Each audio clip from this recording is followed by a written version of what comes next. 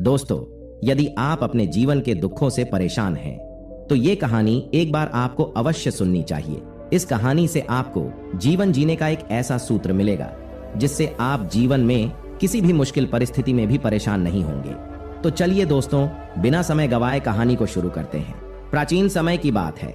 एक बार एक राजा ने अपने सभी बुद्धिमान मंत्रियों को बुलाया और उनसे कहा कि मैं जीवन का कुछ ऐसा रहस्य जानना चाहता हूं जो बहुत ही छोटा हो और समझने में बड़ी बड़ी किताबें और ग्रंथों की आवश्यकता न हो।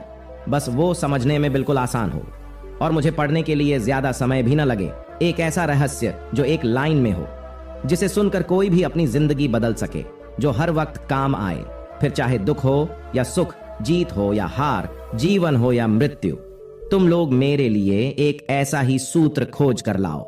उन सभी बुद्धिमानों ने बड़ी मेहनत की, बड़ी बड़ी किताबें पढ़ी, बड़े बड़े विद्वानों को बुलाया, लेकिन कुछ भी निष्कर्ष नहीं निकला। अंतिम समय में सभी हार कर बैठ गए।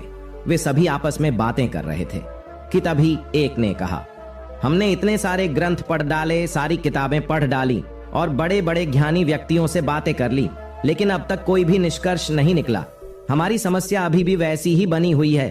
तभी एक मंत्री बोला, मैंने सुना है कि पास के गांव में बहुत बड़े साधु रहते हैं जो किसी भी समस्या का निवारण कर देते हैं। वे बहुत बड़े विद्वान हैं और आत्मज्ञान को प्राप्त कर चुके हैं। क्यों ना हम लोग उन्हीं के पास चले।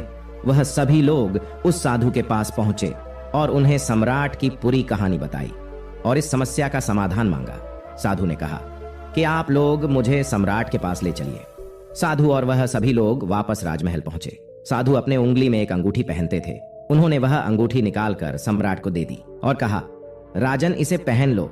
यह बहुत ही चमत्कारी अंगूठी है। यह अंगूठी मुझे मेरे गुरु ने दी थी।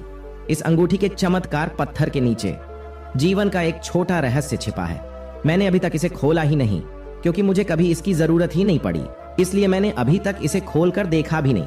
लेकिन इस अंगूठी को देने से पहले मेरे गुरु ने एक शर्त रखी थी कि इस अंगूठी के अंदर मौजूद इस चमत्कारी रहस्य को तभी जानना जब जिंदगी के सारे रास्ते बंद हो जाए, तभी इसे खोलकर देखना। लेकिन उनकी कृपा से मेरी जिंदगी में ऐसा कोई बुरा समय आया ही नहीं, इसलिए मैंने आज तक खोलकर इसे पढ़ा ही नहीं। लेकिन इसमें जरूर कुछ बड़ा चमत्कारी रहस्य लिखा होगा जो किसी भी मुश्किल स्थिति या परिस्थिति से बाहर निकाल सकता है और किसी भी समस्या को दूर कर सकता है। राजन, आप इसे रख लो, लेकिन शर्त याद रखना और मुझे इसका वचन दे दो, जब कोई उपाय नहीं रहेगा, जब चारों तरफ से रास्ते बंद हो जाए और जब अपनी जिंदगी के बुरे वक्त से गुजर रहे हो, तब इसे खोलकर उस रहस्य को जान लेना। लेकिन ध्यान रहे कि सूत्र बहुत कीमती है। अगर इसे ऐसे ही खोला गया तो कुछ अनहोनी हो सकती है। फिर सम्राट ने वो अंगूठी पहन ली। वर्षों बीत गए।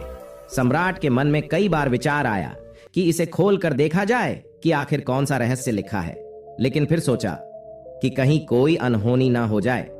कुछ वर्षों बाद एक भयंकर युद्ध हुआ जिसमें सम्राट हार गया और दुश्मनों ने उनकी सारी संपत्ति, राजपाट ले लिया। सिर्फ यही नहीं, राजा के साथ साथ उनके सभी मंत्री और सभी परिवार वालों को कैदी बना लिया। उसके बाद राजा किसी तरह कुछ सैनिकों को लेकर अपनी जान बचाकर वहां से भाग निकले और एक जंगल की तरफ चले गए। दुश्मन सैनिक सम्राट का पीछा कर रहे थे, तो सम्राट एक पहाड़ी से होकर भागे जा रहा था। उसके पीछे घोड़ों की आवाज आ रही थी। अचानक सम्राट ने देखा कि आगे का रास्ता समाप्त हो गया।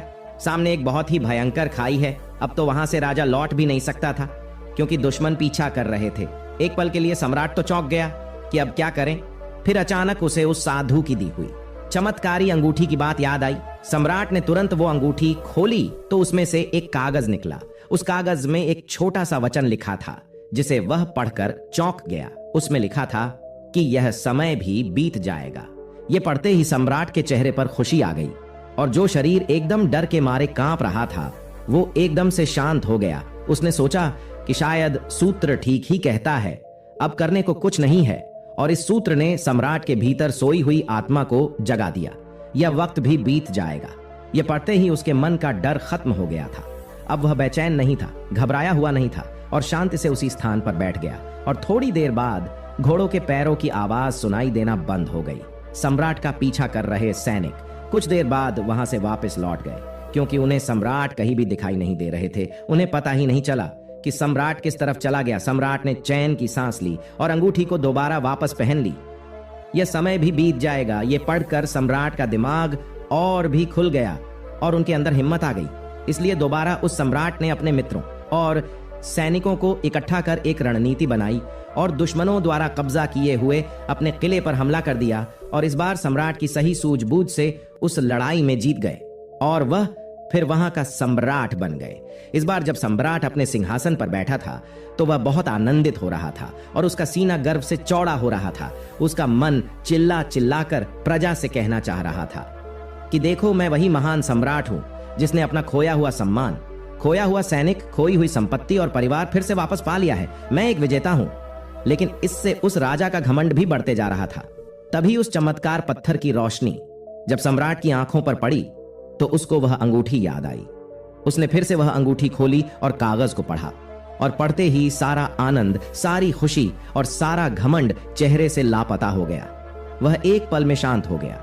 इस पर उसके मंत्रियों ने प्रश्न किया कि महाराज, अभी आप बहुत खुश थे, लेकिन अचानक आप इस तरह शांत क्यों हो गए? क्या बात है राजन? तब सम्राट ने कहा, यह वक्त भी बीत जाएगा। इस संसार में यहां ना तुम रहोगे ना हम रहेंगे, ना यह धन संपत्ति रहेगी। आखिर मैं भी कब तक सम्राट बने रहूंगा? जीवन में बहुत ज्यादा खुश या दुखी रहने की जरूरत नहीं है। जीवन में कुछ भी स्थिर नहीं है। जो अच्छा वक्त है वो एक दिन बुरा वक्त बन जाएगा और बुरा वक्त भी हमेशा नहीं रहेगा। कहानी की सीख, दोस्तों, इस अद्भुत सूत्र को अगर हम भी याद रखें तो हमारे मन में कभी घमंड नहीं आएगा और मन आनंदित महसूस करेगा।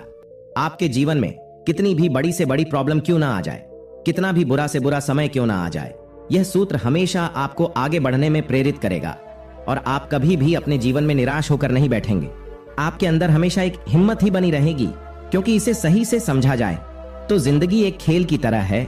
कहानी की दूसरी सीख, जीवन में सभी अपने आसपास के चीजों को देखकर प्रभावित होते हैं। कभी कभी बाहरी चीजों का प्रभाव इतना ज्यादा हो जाता है कि लोग हीन भावना से ग्रसित होकर खुद को कम समझने लगते हैं। जीवन में ईश्वर ने जो किया है उसी में सबकी भलाई है। इसीलिए ईश्वर का आभार व्यक्त करते हुए कभी भी खुद को कमजोर नहीं समझना चाहिए। चाहे परिस्थितियां कैसी भी हों, हमें उसको हिम्मत से काम करना चाहिए। दोस्तों, यह कहानी आपको कैसी लगी और आपने इस कहानी से क्या सीखा? हमें नीचे कमेंट बॉक्स में कमेंट करके जरूर बताएं। धन्यवाद।